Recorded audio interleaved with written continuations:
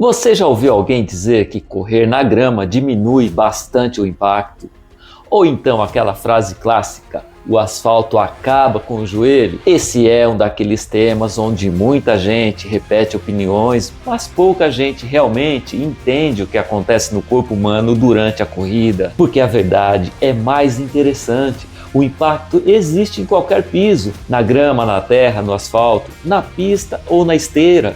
O que muda não é a existência do impacto.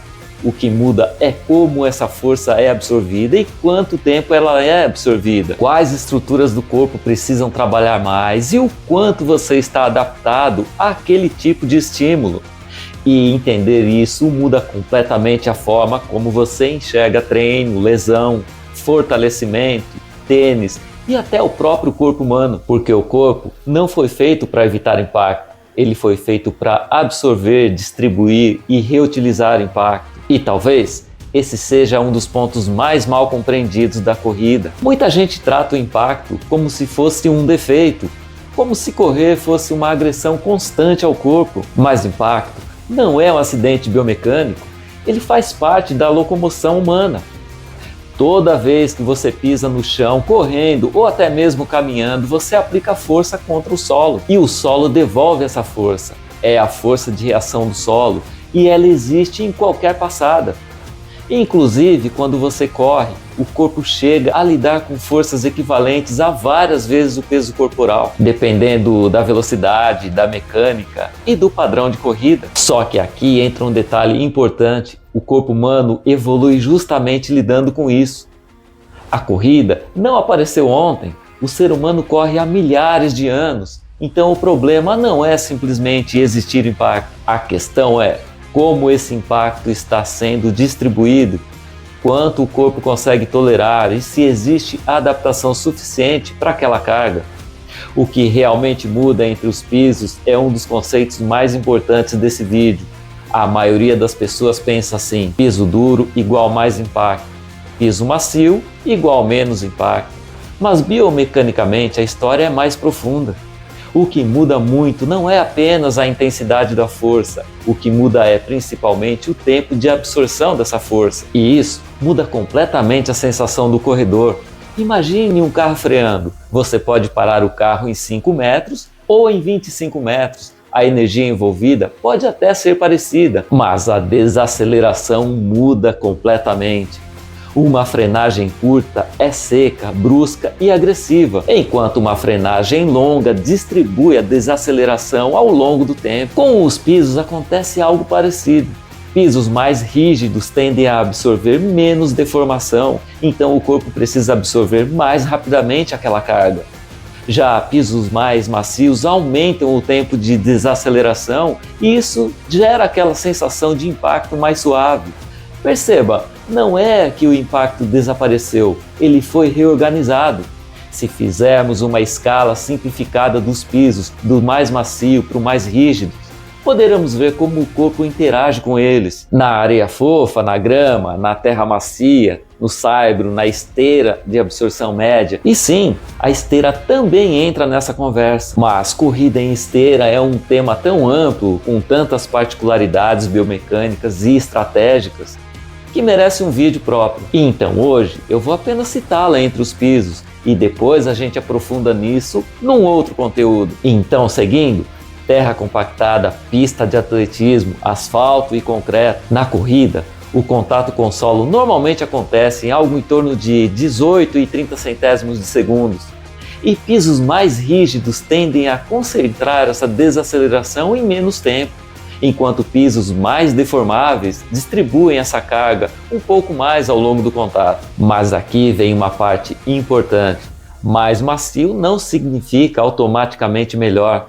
E isso surpreende muita gente. Existe quase uma fantasia no imaginário do corredor: quanto mais macio, mais saudável.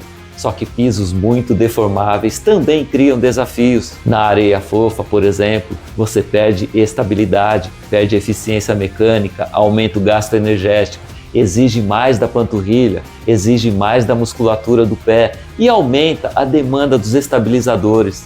Ou seja, o corpo trabalha mais. A grama também parece inocente, mas dependendo do terreno, pode haver até irregularidade, que leva a uma torção, sobrecarga lateral, instabilidade, e isso muda totalmente a mecânica. Às vezes o corredor foge do asfalto buscando proteção e começa a criar outro tipo de sobrecarga. Esse é um ponto importante. Cada piso muda a distribuição das exigências biomecânicas. Talvez essa seja a grande ideia desse vídeo. Tênis ajuda, piso influencia, mas o principal sistema de absorção de impacto ainda é o corpo humano. E isso é fascinante porque o corpo possui várias estruturas trabalhando como um sistema integrado de suspensão. Os próprios ossos, por exemplo, não são estruturas totalmente rígidas. Eles possuem capacidade de adaptação às cargas e participam da dissipação das forças ao longo do corpo. Os músculos talvez sejam os grandes amortecedores ativos da corrida. São eles que ajudam a desacelerar movimentos, controlar articulações e distribuir a carga de maneira mais eficiente. Inclusive, muita gente sente o impacto aumentar não necessariamente por causa do piso, mas por fadiga ou falta de condicionamento muscular. E os tendões entram como estruturas elásticas impressionantes, eles ajudam a armazenar, devolver energia mecânica a cada passada, funcionando como molas biológicas. O tendão de Aquiles é um dos maiores exemplos disso. E isso aqui abre outra conversa enorme, porque além das que já citei, o corpo humano possui outras estruturas impressionantes de absorção, adaptação e devolução de energia durante a corrida. Mas voltando aos pisos, quando a gente observa a corrida de maneira mais prática, existem regiões do corpo que acabam tendo participação mais evidente nesse gerenciamento de impacto. O pé, a panturrilha, o tendão de Aquiles, joelho, quadril e até a coluna participam dessa distribuição de forças o tempo todo durante a corrida. E isso vai abrir outra conversa enorme, porque entender como o corpo absorve impacto muda completamente a forma como a gente enxerga o fortalecimento, a adaptação, a lesão, a recuperação e eficiência na corrida. Esse é um ponto extremamente importante. O organismo se adapta ao estímulo que recebe. Quem corre frequentemente no asfalto tende a desenvolver adaptações específicas ao asfalto. Quem corre só na esteira cria outro padrão.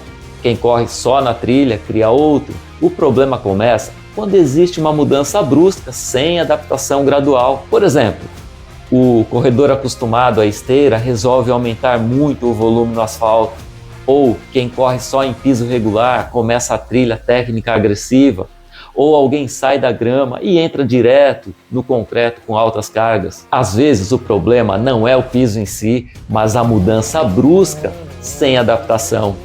Eu tenho uma aluna, por exemplo, que treinou durante anos no asfalto, participava normalmente de corridas de rua, estava adaptada naquele tipo de terreno previsível, regular e relativamente estável. Mas em uma única experiência, numa corrida em trilha, num terreno totalmente diferente do que o corpo dela estava acostumado, acabou sofrendo uma fratura e um artelho. E isso mostra uma coisa importante.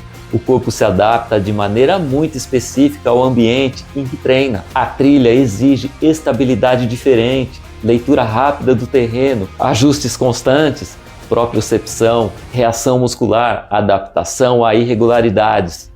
Então não basta apenas ter condicionamento, o corpo precisa estar adaptado ao tipo de estímulo que recebe. Aqui entra uma coisa importante.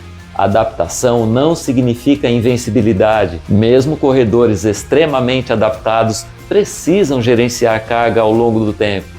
Atletas de elite, por exemplo, muitas vezes fazem boa parte de seus volumes em pisos menos rígidos. Não porque o asfalto seja automaticamente proibido, mas porque quando você acumula muitas dezenas de quilômetros por mês, pequenas diferenças de rigidez começam a ter impacto importante no desgaste acumulativo. E por isso, muitos utilizam terra, grama, trilhas leves ou superfícies mistas como estratégia de preservação ao longo da temporada.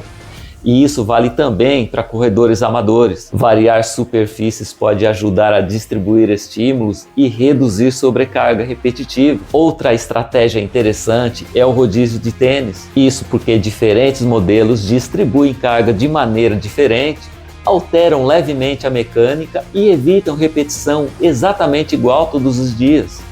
Sobre esses pontos não vou aprofundar agora, porque vou falar em vídeos específicos. Além disso, o amortecimento e a estrutura dos tênis sofrem desgaste progressivo ao longo do uso, e essa perda de propriedade começa muito antes da sua troca.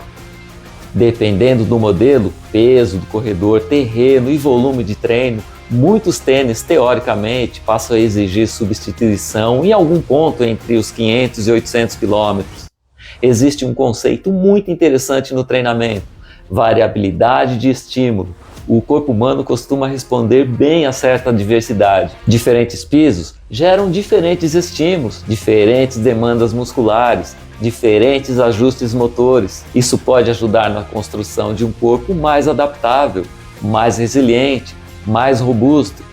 Claro, desde que exista progressão e bom senso, porque variabilidade não é bagunça. O concreto merece um capítulo à parte, porque ele virou quase o vilão oficial da corrida. E sim, ele é mais rígido. Biomecanicamente, existe menos deformação superficial, então a absorção acontece de maneira mais rápida. A sensação tende a ser uma pisada mais seca, mas aqui precisamos tomar cuidado com simplificações, porque se o concreto fosse automaticamente destrutivo, ninguém conseguiria correr em cidade grande por muitos anos. E a realidade mostra outra coisa: existem corredores extremamente adaptados ao asfalto e ao concreto. Então, o contexto importa muito. O que aumenta risco normalmente é a soma de fatores: excesso de carga, falta de progressão, sono ruim, recuperação inadequada, fraqueza muscular, baixa tolerância tecidual, técnica ineficiente, aumento brusco de volume, histórico de lesão, o que torna o piso apenas uma peça da equação. Aqui entra uma reflexão importante. Às vezes o corredor entra numa busca quase obsessiva por eliminar completamente qualquer desconforto. Tênis mais macio, piso mais macio, mais amortecimento, mais proteção, mais conforto. Mas a adaptação biológica não nasce da ausência total de carga. Ela nasce da exposição adequada, e o corpo melhora quando ele recebe estímulo suficiente para se adaptar. Nem zero estímulo, nem excesso destrutivo. Existe um equilíbrio, e isso vale para a corrida, talvez para a vida também. Porque um corpo completamente protegido de qualquer desafio tende a ficar menos preparado, menos resiliente, menos adaptável. Então, qual é o melhor piso? Talvez essa seja a pergunta errada, porque não existe um piso perfeito universal. Existe contexto, objetivo, adaptação, histórico, preferência, capacidade física, fase de treinamento. A pista pode ser excelente para trabalhos específicos, a terra pode reduzir percepção de rigidez, a grama pode variar estímulos, o asfalto pode ser eficiente e previsível, a esteira pode ajudar em controle de carga. Cada piso oferece vantagens e limitações, e corredores perspicazes entendem isso. Talvez a pergunta mais importante não seja qual piso tem menos impacto, mas meu corpo está preparado para o piso onde eu corro?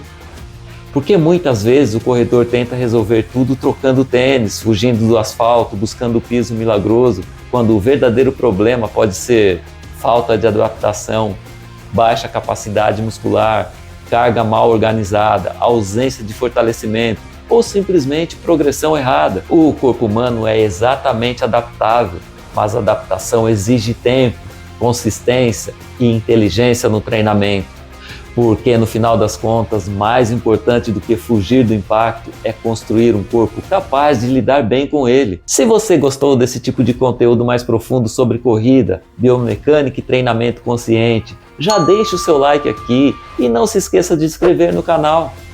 Aqui a ideia não é falar de corrida como exercício, é entender o que acontece no corpo, no treinamento e no processo de evolução do corredor.